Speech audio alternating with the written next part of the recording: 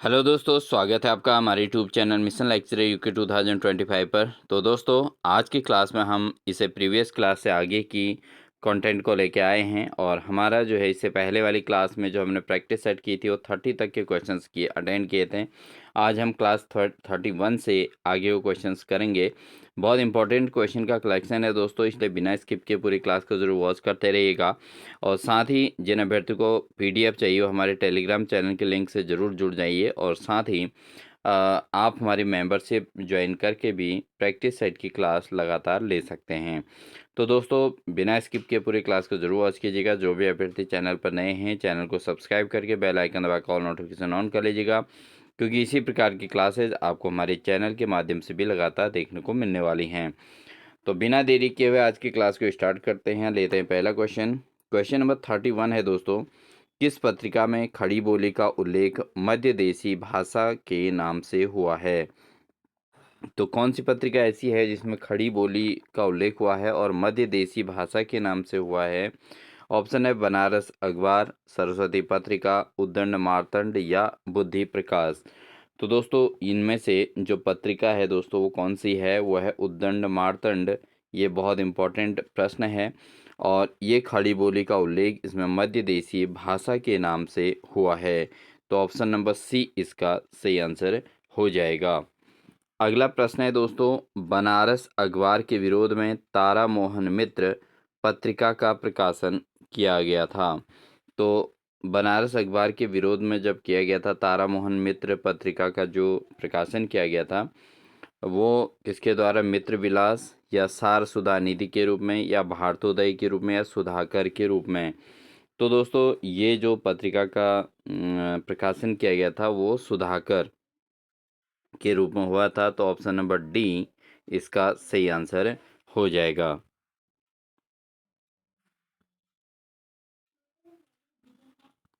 बढ़ते हैं दोस्तों अगले प्रश्न में। भारतेंदु हरिश्चंद्र द्वारा संपादित कौन सी पत्रिका साहित्य, समाचार और राजनीति से संबंधित थी? तो भारतेंदु हरिश्चंद्र द्वारा संपादित पत्रिकाओं में साहित्य, समाचार और राजनीति से संबंधित कौन सी थी? ऑप्शन है कविवचन सुधा, हरिश्चंद्र मैगजीन या बाला बोधिनी या नवोदित हरिश्चंद्र चंद्रिका। तो भारतेंदु हरिश्चंद्र द्वारा संपादित जो पत्रिका जिसने साहित्य, समाचार और राजनीति से संबंधित थी वो कौन सी थी दोस्तों? वो थी कवि वचन सुधा। कवि वचन सुधा दोस्तों भारतेंदु हरिश्चंद्र द्वारा संपादित पत्रिका जिसमें साहित्य, समाचार और राजनीति की बातें थी और ये इन्हीं चीज़ों से संबंधित रही है। कवि वचन सुधा बहुत इंपॉर्टेंट प्रश्न है दोस्तों, इसको नोट जरूर कीजिएगा। क्वेश्चन नंबर 34 है, नागरी प्रचारणी सभा द्वारा संपादित सरस्वती के संपादक मंडल में कौन सम्मिलित नहीं था?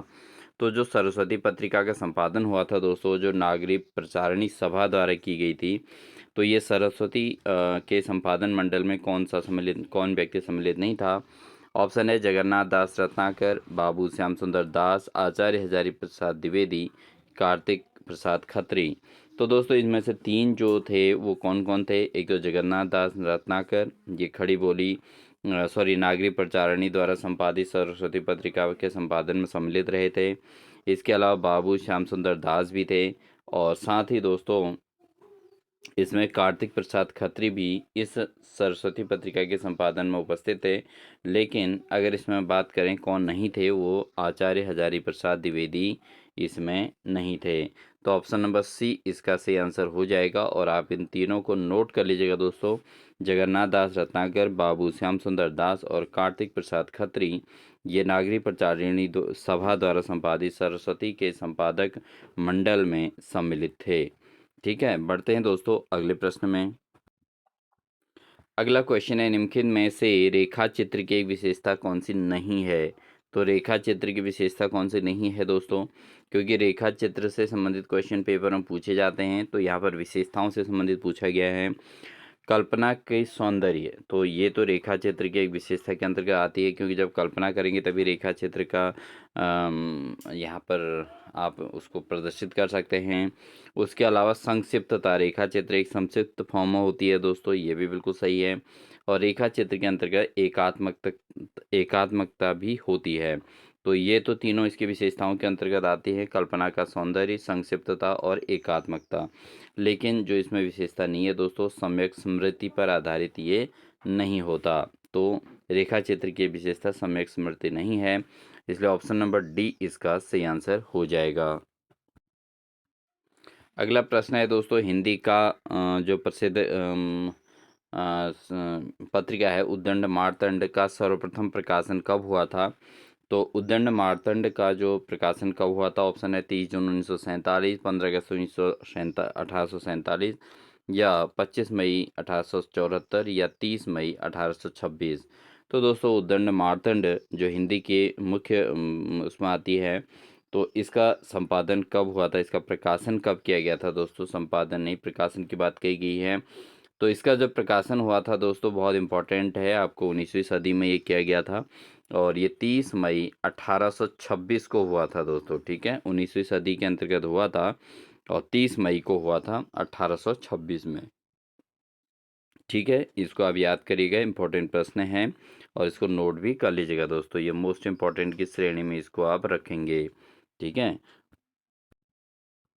लेते हैं दोस्तों अगला प्रश्न, आधुनिक हिंदी साहित्य के इतिहास में राजा द्वय के नाम से विख्यात दो रचनाकार कौन हैं?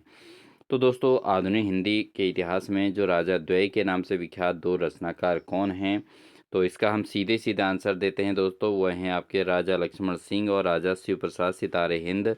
इनको हिंदी साहित्य के इतिहास में राजा द्वय के नाम से जाना जाता है।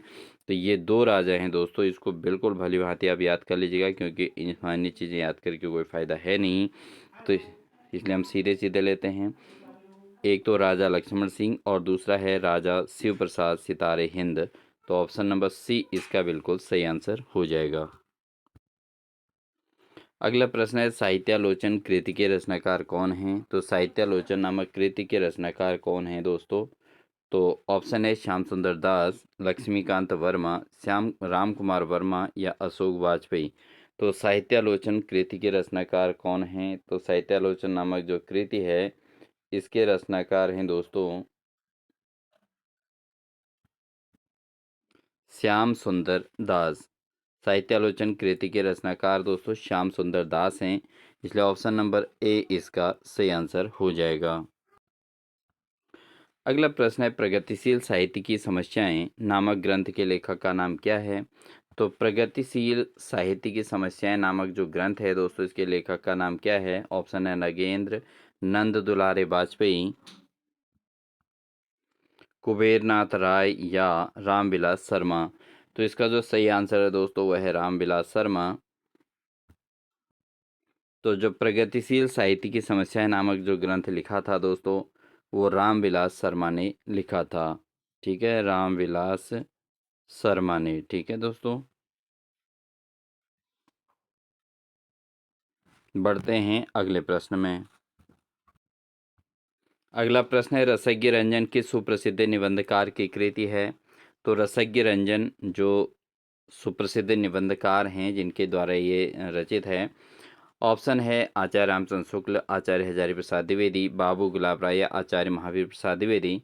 तो रसज्ञ रंजन जो सुप्रसिद्ध निबंध है दोस्तों ये किसके द्वारा रचित है? ये है आचार्य महावीर प्रसाद द्विवेदी द्वारा, इसलिए ऑप्शन नंबर डी इसका सही आंसर हो जाएगा। क्वेश्चन नंबर 41 है, किस प्रकार के निबंधों में समास शैली प्रयुक्त होती है? ऑप्शन है भावात्मक, विवरणात्मक, वर्णनात्मक या विचारात्मक। तो दोस्तों कौन से निबंध में समास शैली प्रयुक्त होती है, ये बिल्कुल इंपॉर्टेंट प्रश्न रहेगा। समास शैली किस में प्रयुक्त होती है दोस्तों? समास शैली का प्रयोग जो होता है वो दोस्तों होता है विचारात्मक जो है निबंधों में। ठीक है, तो विचारात्मक जो निबंध होते हैं उसमें समास शैली को प्रयुक्त किया जाता है। तो ऑप्शन नंबर डी इसका सही आंसर रहेगा दोस्तों। अगला प्रश्न है, राम वृक्ष बेनीपुरी द्वारा लिखित गेहूं और गुलाब में गुलाब किसका प्रतीक है? तो राम वृक्ष बेनीपुरी द्वारा लिखित जो गेहूं और गुलाब नामक जो इनके द्वारा लिखा गया कृति है गेहूं और गुलाब, इसमें गुलाब किसका प्रतीक है? तो दोस्तों इसमें जो गुलाब है वो कला और संस्कृति का प्रतीक के तौर पर जाना जाता है। तो ऑप्शन नंबर बी इसका सटीक आंसर हो जाएगा। अगला प्रश्न है अप्रवासी की यात्राएं नामक कृति के रचनाकार कौन हैं? अप्रवासी नामक की यात्राएं नामक जो कृति है इसके रचनाकार कौन है? डॉक्टर नगेंद्र, अभिमन्यु अनंत, डॉक्टर धर्मवीर भारती या कन्हैयालाल नंदन। तो अप्रवासी की यात्राएं नामक कृति के जो रचनाकार हैं दोस्तों कौन हैं? वो हैं डॉक्टर नगेंद्र। डॉक्टर नगेंद्र की कृति है दोस्तों अप्रवासी की यात्राएं। तो ऑप्शन नंबर ए इसका सही आंसर हो जाएगा। अगला प्रश्न है कविता करके तुलसी न लसे, कविता लसी पा तुलसी की कला, यह प्रशंसा परक उक्ति किसने लिखी है? तो दोस्तों कविता करके तुलसी न लसें, कविता लसी पा तुलसी की कला, ये प्रशंसा परक उक्ति किसके द्वारा लिखी गई है? मैथिली शरण गुप्त, अयोध्या सिंह उपाध्याय हरिऔध, रामचंद्र शुक्ल या बाल मुकुंद गुप्त। तो दोस्तों ये जो लिखा गया है ये लिखा गया है अयोध्या सिंह उपाध्याय हरिऔध के द्वारा। तो ऑप्शन नंबर बी इसका सही आंसर हो जाएगा। अगला प्रश्न है ओम जय जगदीश हरे आरती की रचना किसने की थी? तो ये भी क्वेश्चन हिंदी के अंतर्गत पूछा जा सकता है दोस्तों कि ओम जय जगदीश हरे नामक जो आरती है इसकी रचना किसने की थी? ऑप्शन है श्रद्धाराम फिल्लौरी या राजा शिव प्रसाद या शिवानंद या हरिहर स्वामी। तो दोस्तों ओम जय जगदीश हरे नामक जो आरती है इसकी रचना किसके द्वारा की गई थी? तो ये की गई थी दोस्तों श्रद्धाराम फिल्लौरी के द्वारा। तो ऑप्शन नंबर ए इसका सही आंसर है। बहुत इंपॉर्टेंट प्रश्न रहेगा क्योंकि हिंदी के अंतर्गत ये प्रश्न भी इम्पॉर्टेंट रहेगा। अगला क्वेश्चन है कवि कुछ ऐसी तान सुनाओ जिससे उथल पुथल मच जाए, किसकी पंक्ति है? तो दोस्तों कवि ऐसी कुछ तान सुनाओ जिससे उथल पुथल मच जाए, एक पंक्ति किसकी हैं? तो ये हैं दोस्तों बाल कृष्ण शर्मा नवीन की। ठीक है, तो ऑप्शन नंबर ए इसका सही आंसर हो जाएगा। बाल कृष्ण शर्मा नवीन की ये रचना है, पंक्तियां हैं। अगला क्वेश्चन है इन मुसलमान हरिजनन पे कोटिक हिंदू बारिये लिखने वाले कवि कौन थे? इन मुसलमान हरिजनन पे कोटिक हिंदू बारिये ये किसने लिखी थी? अमीर खुसरो, जायसी आलम या भारतेंदु हरिश्चंद्र। तो ये जो लिखा गया था दोस्तों भारतेंदु हरिश्चंद्र द्वारा लिखा गया था, इसलिए ऑप्शन नंबर डी इसका सही आंसर हो जाएगा। अगला प्रश्न है प्रयोगवाद को बैठे ठाले की का धंधा किस आलोचक ने कहा है? तो प्रयोगवाद को बैठे ठाले का धंधा किस आलोचक के द्वारा कहा गया है? ऑप्शन है नंद दुलारे वाजपेयी, रामविलास शर्मा, शिवदान सिंह चौहान या नामवर सिंह। तो प्रयोगवाद को बैठे ठाले का धंधा जो कहा है दोस्तों किसके द्वारा कहा गया है? ये कहा गया है नंद दुलारे वाजपेयी के द्वारा। तो ऑप्शन नंबर ए इसका सही आंसर रहेगा। अगला क्वेश्चन है 49 दोस्तों अलंकार सिद्धांत के प्रवर्तक आचार्य कौन थे? अलंकार सिद्धांत के प्रवर्तक आचार्य पूछा गया दोस्तों इसमें आचार्य दंडी, आचार्य भामह, आचार्य उभय भट्ट या उद्भट या आचार्य राजशेखर। तो अलंकार सिद्धांत के प्रवर्तक आचार्य के तौर पर जिन्हें जाना जाता है दोस्तों, बहुत महत्वपूर्ण ये प्रश्न है, वो हैं आचार्य भामह। ठीक है, आचार्य भामह दोस्तों अलंकार सिद्धांत के प्रवर्तक आचार्य के तौर पे जाने जाते हैं। अंतिम क्वेश्चन है दोस्तों कुवलयानंद के रचयिता हैं। तो कुवलयानंद के रचयिता कौन हैं? ऑप्शन है आचार्य भामह या आचार्य दंडी या आचार्य पंडित राज जगन्नाथ या अप्पय दीक्षित। तो दोस्तों कुवलयानंद के जो रचयिता हैं दोस्तों वो कौन हैं? वो हैं दोस्तों अप्पय दीक्षित। कौन हैं?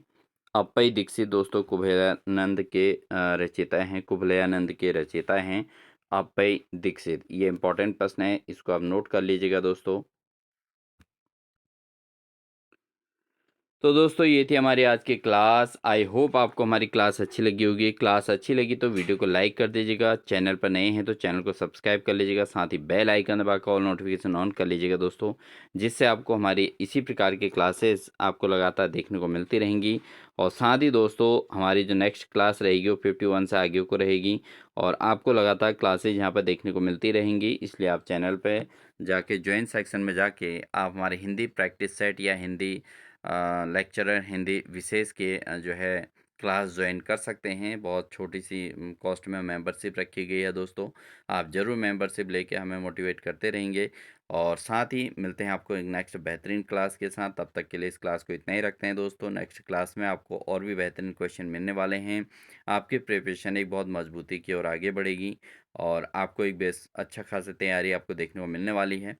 तो बिना स्किप किए पूरी क्लासों को ज़रूर देखते रहिएगा, अपने नोट्स बनाते रहिएगा। और जिन अभ्यर्थियों को पीडीएफ नोट्स चाहिए वो आप जो है हमारा टेलीग्राम का लिंक यहाँ पर डिस्क्रिप्शन में दिया गया है, यहाँ से टेलीग्राम ज़रूर ज्वाइन कर लीजिएगा। और साथ ही दोस्तों वीडियो कंप्लीट देखने के बाद वीडियो को लाइक ज़रूर कर दीजिएगा, प्यारे से कमेंट ज़रूर दे दीजिएगा। मिलते हैं आपको नेक्स्ट क्लास के साथ, तब तक के लिए दोस्तों wish you all the best.